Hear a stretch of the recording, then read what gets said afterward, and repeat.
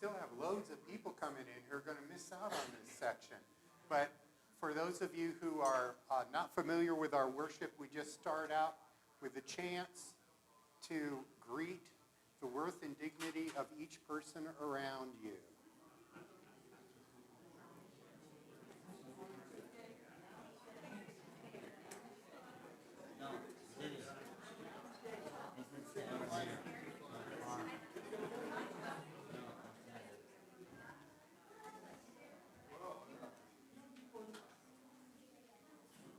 It's on. All right.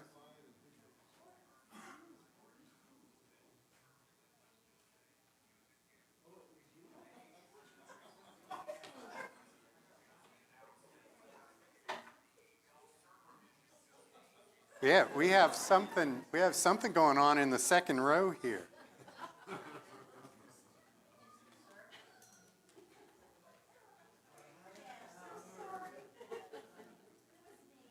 Good morning again, everyone. I'm Reverend Bob Rangillian. I use he, him pronouns. I've been the minister here at the Unitarian Universalist of Transylvania County since summer of 2020, coming up on 5 years. I am so glad that you're here with us today. We have a lot of folks who are here today, and you may not know it, but they've got a kid who's been here pretty much weekly, but not during our Sunday time. And we'll have a point in the service later in which we recognize this special graduation and ending of their class. I have some announcements today. This one, Susan Slocum said that we need patience.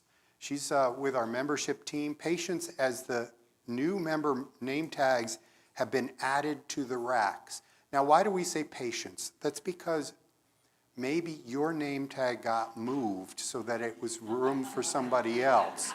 So just be patient. We'll try to find everybody who needs to be on the board. Yeah, Howie's over there saying, where's my name tag? I told him he left it in his car 8 months ago, but yeah. From our vision statement, the Unitarian Universalists of Transylvania County offer programs and services that affirm and serve across all ages, races, ethnicities, religious backgrounds, abilities, sexual orientations, and gender identities. Its members and friends are deeply connected through love for one another and for the larger community. And our mission is to support individual spiritual journeys and to promote social, economic, and environmental justice.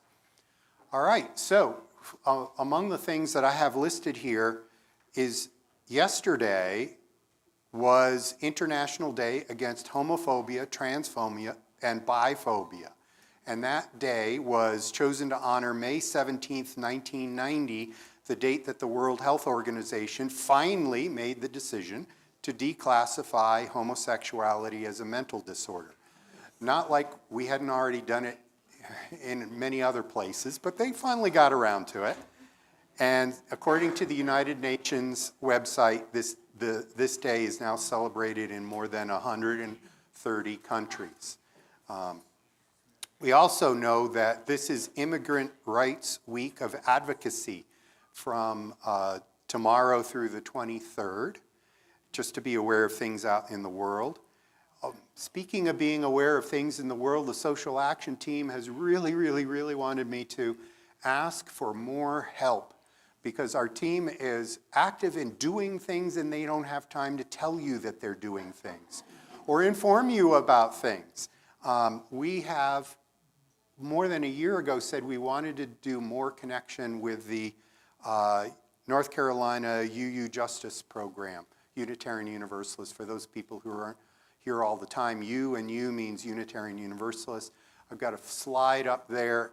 Every Friday there's a Zoom call about action items. Would you like to sign up for that? We would love to know if somebody from UUTC is going to do that. We also once every quarter have a Wednesday evening Zoom call as well for that group. And this Wednesday was the time, and one of the people at the social action meeting said, but I'm going to be at Wonderful Wednesday. I can't do it. So those of you who aren't going to Wonderful Wednesday, who aren't doing other things, please come and speak to us about being a representative from UUTC on all of that. There's so many things. We have a congregational meeting next Sunday right after worship. All are welcome. Members are especially arm-twisted to come because we need a quorum, and it's a holiday weekend, and we're afraid for our quorum. So please come next Sunday right after worship. We have, after that, things that are coming up. We have Wednesday, May 28th. Apparently there is a sign out front on the counter that in the May 28th from 10 to 12:30 in the Rogow room at the library is an advanced care planning workshop. And it's co-sponsored by Age Friendly Brevard and AARP. We try to put things up about those things going on. June 1st is the Pride Picnic, the Brevard Pride Picnic, which we have secretly been hosting and not telling anybody about for a couple years now. So we would be glad to have people hang out after church on Sunday, June 1st for the Pride Picnic, but it would also help us to know what it is you're eating or bringing. So there's a sign-up sheet to help with some of that. We know people will just randomly show up anyway, but hey, if you want to eat hot dogs or hamburgers, or if you're going to bring a side dish, it's great for us to know that on the sign-up sheet. Also on June 1st, the Jewish Community of Brevard lecture series is going to be late that afternoon, 4:30 p.m. here, and they promised they'd help us clean up our mess from our picnic if we made a big mess before they do the lecture series. We're glad to be a co-host sponsor of those interfaith things. Come on in, find a seat. If you've got a seat next to you, hold your hand up. There you go. Yeah.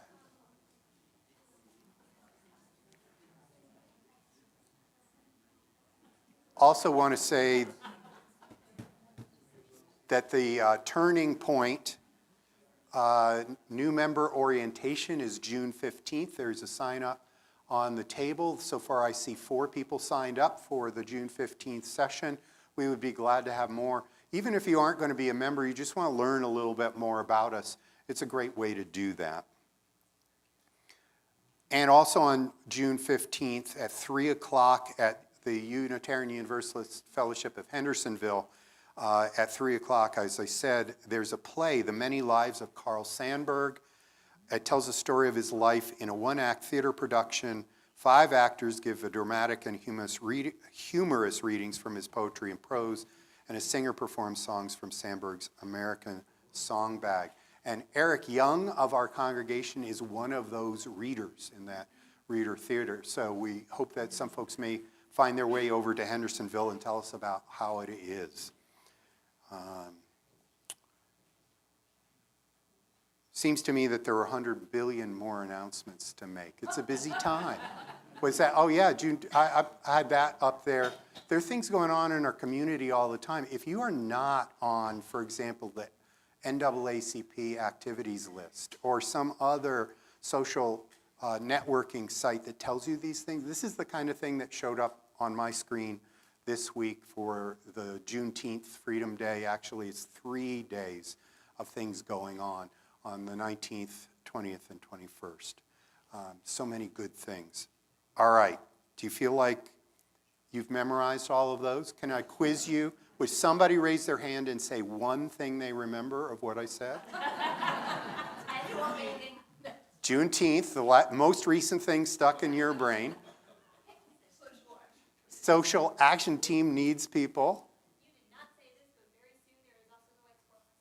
Oh, there's also a White Squirrel Festival and all sorts of things in town. You are correct.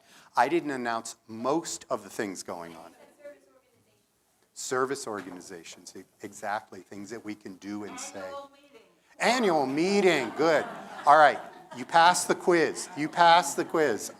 At this point in time, we will enter in, I think we've got enough people in the room, we can enter in to the beauty of the worship service with the lovely music video with the singing by Janice Cannon and Elaine Shaver. Now shall my inward joys arise and burst into a song. Almighty love inspires my heart, and pleasure tunes my tongue. Why do we then indulge our fears, suspicions, and complaints? Is he our God, and shall his grace grow weary of his days? Now shall my inward joys arise and burst into a song. Almighty love inspires my heart, and pleasure tunes my tongue.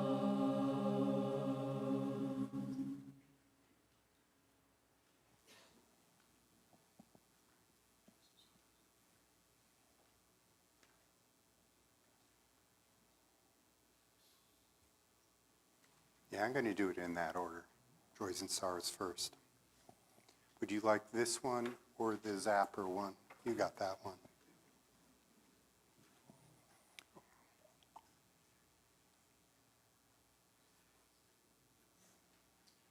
We have several candles that have been submitted to us for lighting joys or sorrows, candles of care, ways in which we reinforce in our community we are connected and we are paying attention to those among us or those we cannot see today. I would love to start this with a candle for Bob Bennett, who's been undergoing medical tests. And a candle for Howie and Alex, who are back. Yeah. Jamie, Buddy Thompson's wife, says that this is a candle for him. He's still in ICU at Mission Hospital. Tuesday will mark 3 weeks. She says, I don't know when he'll be home, but I'm sure his recovery is taking much longer than he or any of us expected. And she hopes when he's able, he will reach out. I will say that his voicemail box was full, so I couldn't leave a nice, friendly message, but I texted and just to say, hey, we're thinking about you. We light a candle for Wes Davis. Wes Davis passed away. Deborah said that he died on March 20th, and he would have been 75 this month. And so our hearts go out to Deborah. They had moved to, is it Chandler, I think, a little while back. Also, I'd like to have a candle of care and healing for Betty Kendrick, who tested positive for COVID earlier this week. Fortunately, it's only a mild case. And Gary and Jane Ramsey light a candle of gratitude for their upcoming trip to Sonoma Valley to have a dinner for two of a lifetime. And they've said this: we are so fortunate to have been the lucky raffle winners, and we'll combine this adventure with a special birthday celebration and a high school graduation party on the way back through Des Moines. We are blessed for sure. We will bring back pictures and stories to share with all of you. I'd like to light a candle for those who are suffering the devastation of tornadoes from Missouri stretching across to Virginia and New Jersey, the loss of life the loss of homes and the terror of that whole experience. And let's light one more for those things not yet shared, perhaps held in the hearts of folks who are right here or those who are online. Do we have something? Oh, yeah. Yes. In fact, we lit them when we lost them, but let's light a candle. Thank you for students that we have lost this year in our community. Yeah.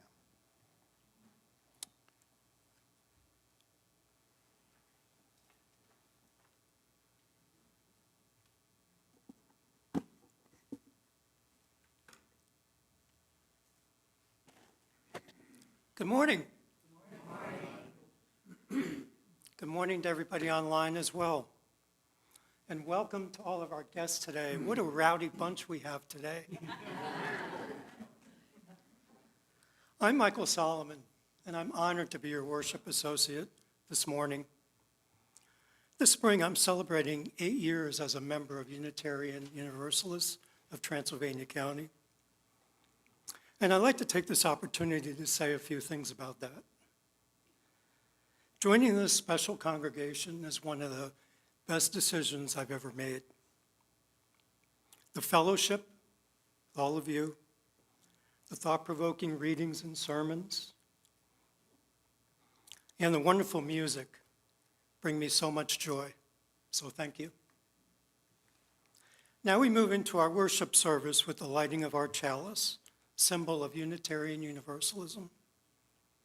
Please join me in reading the words of the poet Langston Hughes and Maureen Killoran in her Cherish Your Dreams. It's on the screen. Hold fast to dreams, for if dreams die, life is a broken-winged bird that cannot fly. May this chalice flame challenge each of us to cherish our dreams, for all things worth doing begin in the courage and inspiration of a dream.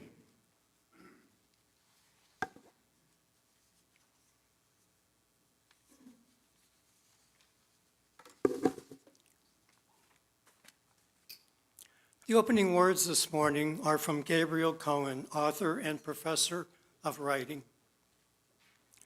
Phenomena do not exist in their own right, says the Dalai Lama, but only have an existence dependent upon many factors, including a consciousness that conceptualizes them. Where I see a book, a rainforest aborigine might see only a strange object made out of pressed leaves. Our whole experience of life is filtered through our minds, and we continually project our own sense of meaning onto people and things. As the Buddha put it, with our thoughts, we make the world. In short, our imagination is not an alternative to reality. Our imagination is our reality. Come, let's move more deeply into our worship together as we imagine our future. Our opening hymn, Enter, Rejoice, and Come In, is number 361 in the Living Tradition hymnal. We invite you to rise as you are willing and able to sing along.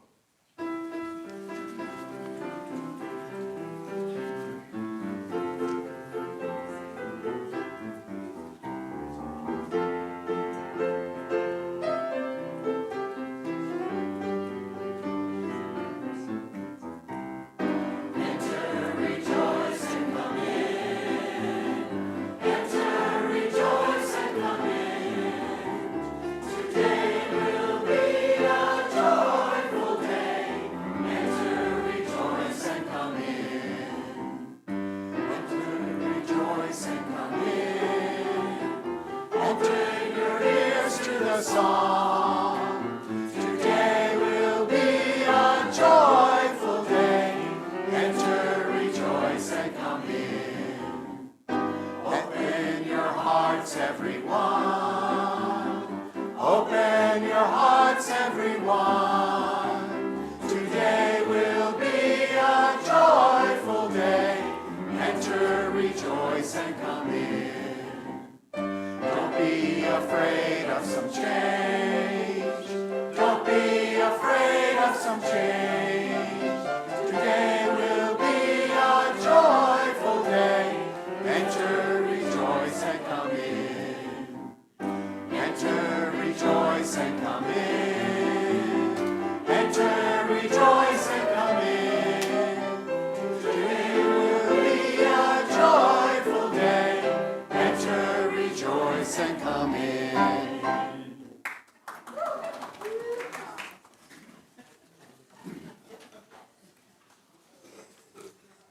And now, I'm going to turn the service over to Kevin, Sunday, and Lauren.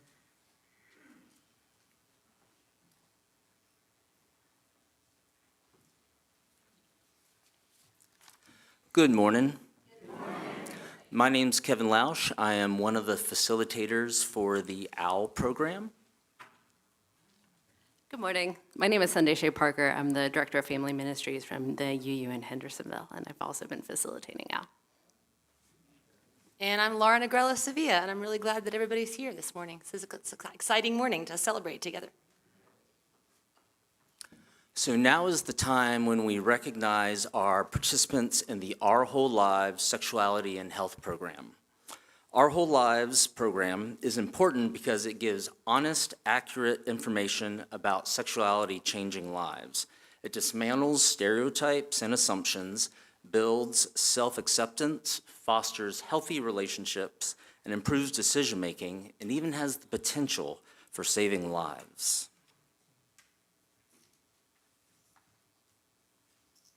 Our Whole Lives provides accurate, developmentally appropriate information about a range of topics, including relationships, gender identity and expression, sexual orientation, sexual health, and the cultural influences that influence our sexuality.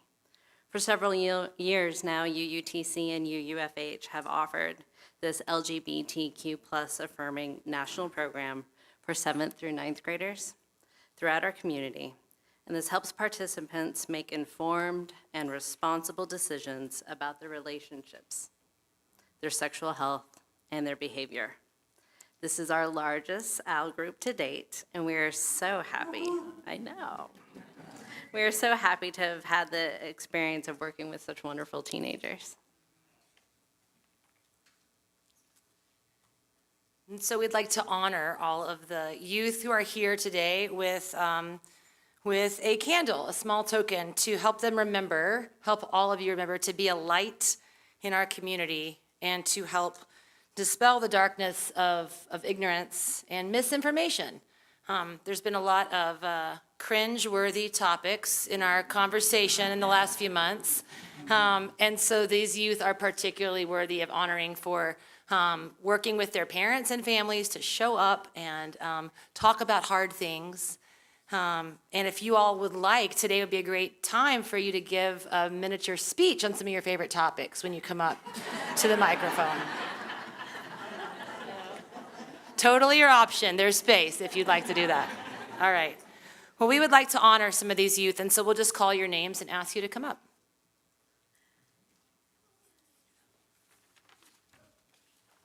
All right, so would Rowan Morgan come up, and Griffin Tyner, Emerson Lander, Ollie Adams, Lily Taylor, Asa Grella Sevilla, Skyla Wallen, Isabella Vieira, Olivia Rutledge, Finn Green, Sawyer Gressenschlag, Willa Dobson, and Molly Cull. And did we miss anybody who's here and I didn't get it right?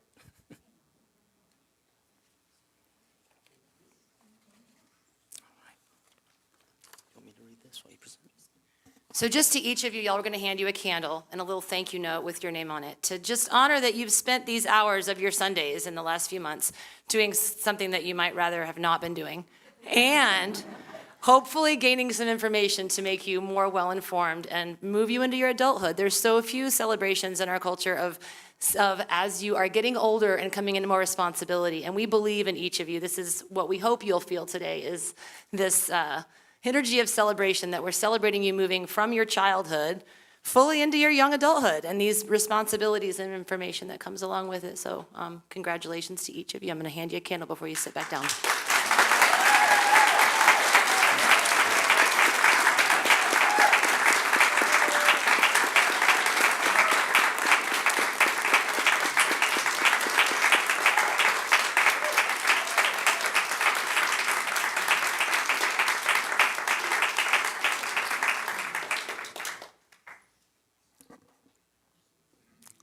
And as Lauren and Sunday give out the candles and the notes of thank you, we'd also like to recognize a few of the youth who could not be here this morning due to family obligations, but also in the program was Iris Gentry, Adele Huffnagel, Benjamin Hankey, Jasper Faulkner, Charlie Faulkner, Jose Carlson, and Finch Carlson.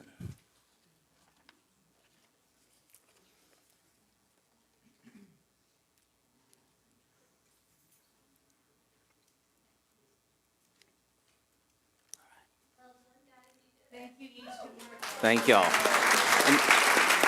And y'all can sit down now. Stay here. Stay here. Whoa, whoa. Sorry, y'all were supposed to stay up We're one not more done. second. Sorry. We're not done. Okay. Ready for me? Yeah. All right. So before you return to your seats, OWL participants, I would like to present a charge to you, a instruction to you to go forth. Our congregation is proud to be of service to the wider community. We offer an open-minded approach to religion and exploration of truth and meaning. And I ask that you carry this mission forward with you. Statistically, most of your peers get inaccurate information through incomplete school lessons, unvetted online sources, and misinformation from those who have not had the chance to get the good grounding that you have received here. So please, speak up when you hear misinformation and advocate for healthy relationships. Carry from here a sense of generosity and open-mindedness.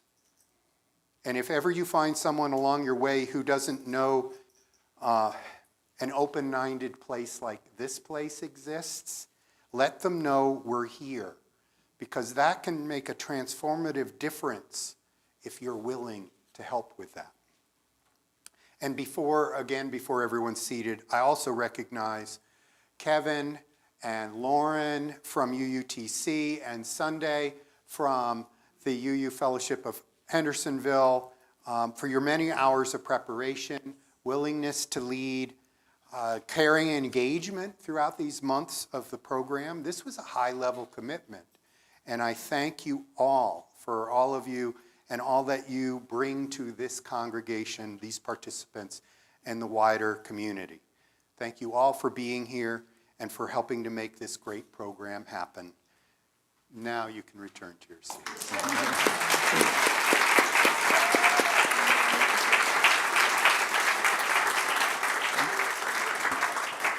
And now we'll sing the kids out to the children's class. And I forgot one thing that Lauren reminded me. We also would like to thank and appreciate all the parents and family who got their kids here, who signed them up. Y'all are the one that made it happen, so thank you.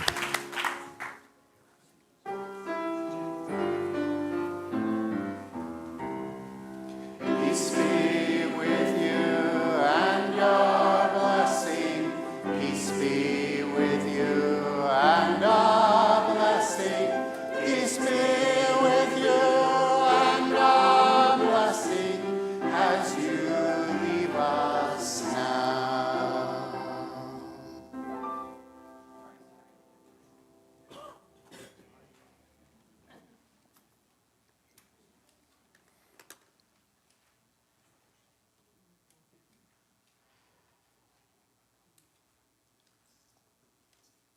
Now, I'm going to say something to the group as a whole.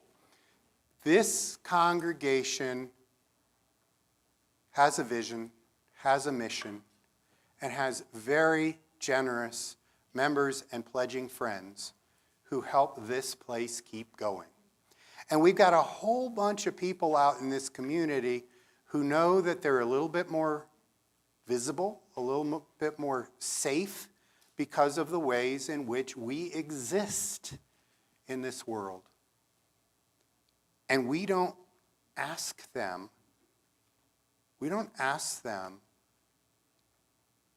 to have to pay us money just because we exist. So, I'm going to say right now, if you are truly our guest here in this space this morning, no matter what I say to the other people, you hold your ears. Because who are we if we do not serve? Who are we if we do not leave our doors open for those who may gain from some of what we say we're about? Who are we if we don't live up to our mission to offer the best of what we have to anyone who comes to us of whatever age, who might indeed love some of what our open-minded congregation, some of our congregation that values and has valued for years. Did you know, those of you who are very young looking at me, do you see how old I am? By the time I was 8, just barely 8 years old, the Unitarian Universalist Association voted for a full acceptance and the abolition of any laws or mental health rules against bisexuals and homosexuals. When I was 8, can you imagine what century that was in? Okay. And immediately said that we had to start teaching a rounded, well-grounded sexuality education course for our youth. And by 1971, a junior high course in sexuality and relationships was put into place. Pretty amazing. So now I'm going to ask for money. Hold your ears. None of this is possible without money to help us do what we're doing. We help teach things. We buy materials that were produced at a scale that allows us to afford the sexuality education or the training for those teachers. We have hymn books we sing from.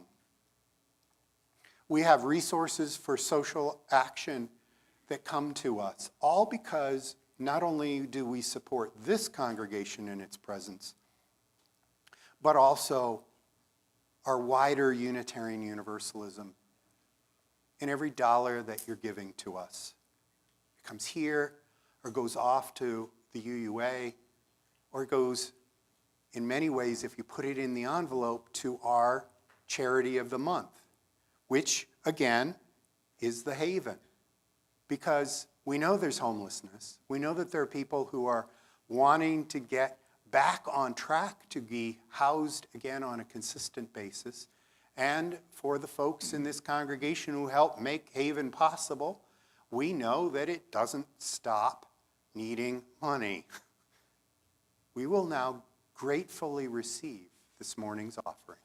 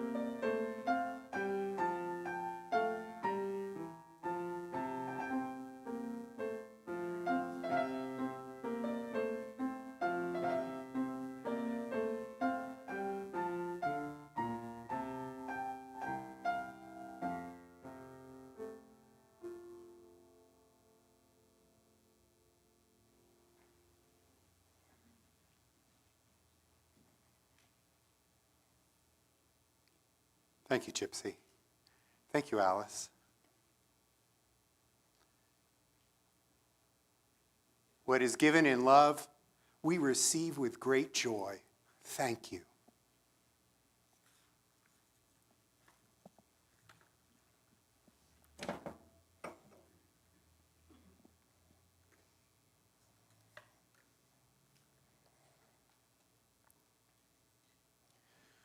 Whatever religious tradition you're from, whatever ways you have found your spirituality to make sense to you, I invite you now to center yourself in that way for this time of prayer and meditation.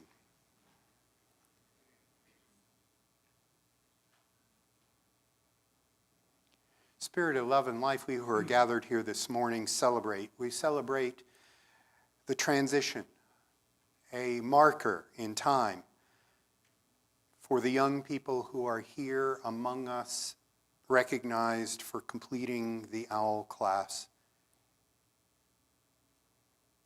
Spirit of love and life, may a piece of the wonder, the grounding, and the openness that was a part of this experience multiply and continue out into this world, that our world might be transformed by lives who've been touched by the ministry of this congregation, even in the smallest of ways, that the world might have more respect for healthy relationships, for an acceptance and understanding of differences in human beings, for the wonderment that comes with growing up without leaving behind the trueness of youth and perspective. Spirit of love and life, we ask blessings on each of these who are here today and those who could not make it this morning. We also lift up this morning a sorrow generally across our country for those who have been affected by the storms, who are suffering the loss of their houses of worship, their homes, their cars, their communities, struggling, as we in Western North Carolina know how awful it can be. Spirit of love and life, may they have as many examples that we had of the love of being a neighbor, as we're called in religion to do, to love our neighbor, the ways in which in the face of adversity we lift up one another, help one another, and make this life more bearable through awful times. Spirit of love and life, we also have very specific prayers this morning for people who are going through medical tests, such as Bob Bennett, for people who are in the hospital and still there and not knowing when they will get out, in particular this morning, Buddy Thompson.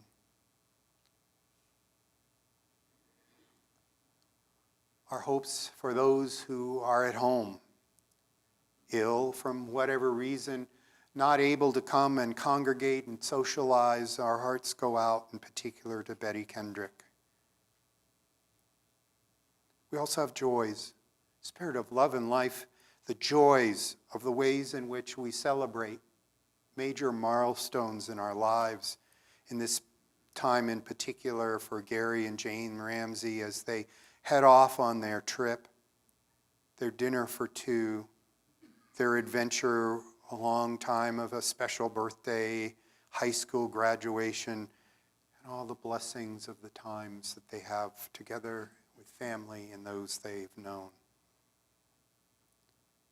Our hearts go out to those in all communities, ours in particular this morning, who have lost young lives, those lives who have left us here in our school communities. May we remember that we are not alone, and may we be able to reach the hearts of those all around us so that whatever life's circumstances may bring, no one must feel that they are alone or must somehow take a severe action by themselves.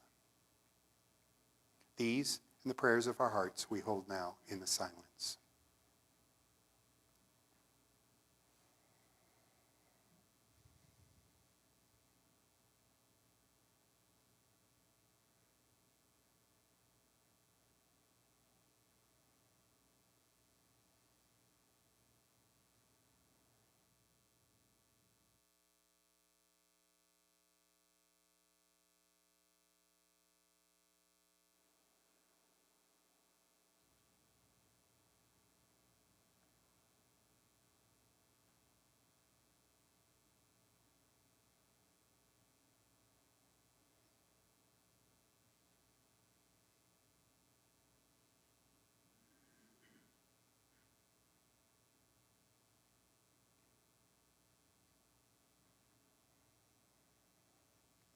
In the names of all those known and unknown, remembered and forgotten, in the names of all the helpers of humankind, we say, Amen. Blessed be.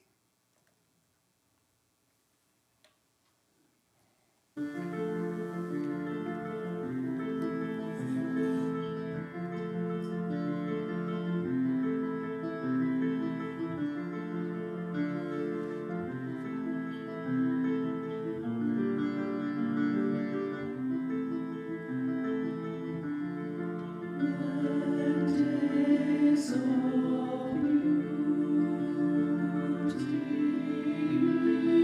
death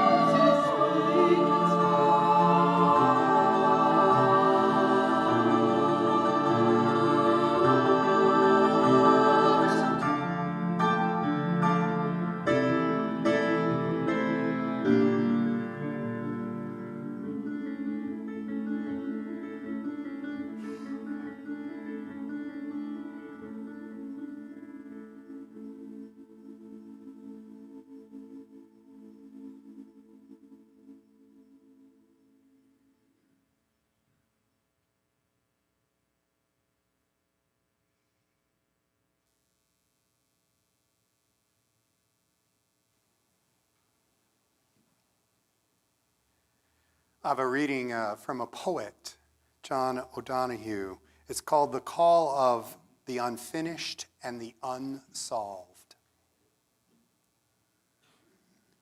May your imagination know the grace of perfect danger, to reach beyond imitation and the wheel of repetition, deep into the call of all the unfinished and unresolved, until the veil of the unknown yields and something original begins to stir towards your senses and grow stronger in your heart.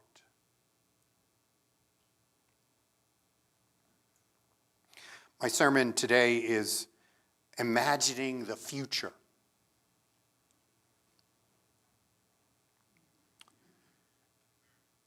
Future is something that we all have, even if it is heartbeats away.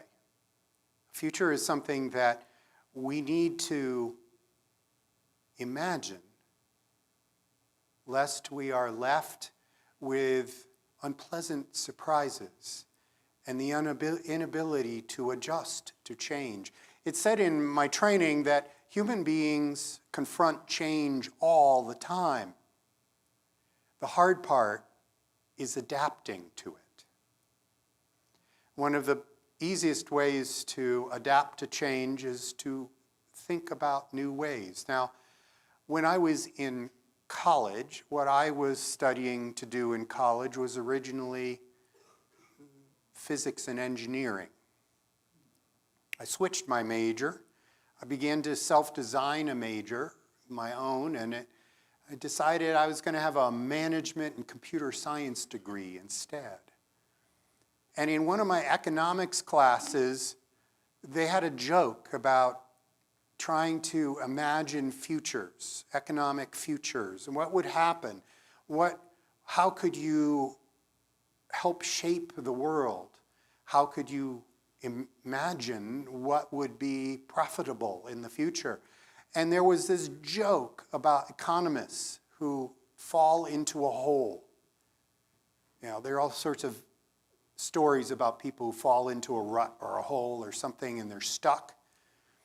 And for economists, how do you get out of a hole? You imagine a ladder. Now, those of you who are not in management and economics classes don't laugh about that one, but all of us knew that almost all of the economic stuff we were being taught had something in there that was just thrown in as some random imagination. Let's just imagine this, and then put together a worldview based on that. So the fact that an economist could fall into a hole and then just imagine a ladder was, in fact, quite funny. It's not a good joke if I have to explain it all, but we as human beings find ways in which we can find our ways out of a changed situation to transition to a new viewpoint of where we are. In our congregation, we have a vision statement. Michael was part of that process, leading that process for this congregation to update our vision statement. We had a vision statement that said by 2025 we thought this would happen. But then COVID happened. And a hurricane happened. And we didn't quite get to 2025 with the imagined ladder out of our hole. But we revised our vision statement just recently to go forward a few years and continue on that path. Individually, have you ever done that? Have you ever said, I have a goal, I'm going to do this or this or this, I'm going to go out and I'm going to get a job, or I'm going to find a new relationship or whatever, and then something unexpected gets in the way. You're not ready for it. And you have to shift your plans, decide, well, am I putting it off for a little bit or am I staying on track? Does it even make sense to be on a track? You know, I drive up to Asheville either when I'm singing for the barbershop harmony chorus on Tuesdays, or the gay men's chorus I go sing with on Thursday nights. And sometimes I'm driving along the tracks in through, maybe it's Arden, wherever it was, that the railroad tracks were completely wiped out by Helene. And I'm looking at that and saying, how many people are saying, well, we got to stay on track? There's nothing under it anymore. The rails were in the air until recently, now that they've been rebuilt.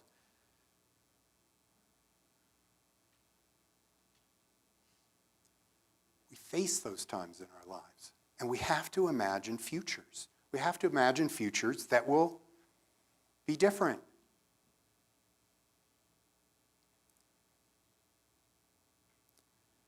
Michael's work on that vision statement, our whole congregation's work on that vision statement, ended up with a 3-page summary of our vision. And I ran a dozen copies before the service began with the hopes that a few of you might want to grab it and say, I don't even remember we have a vision statement.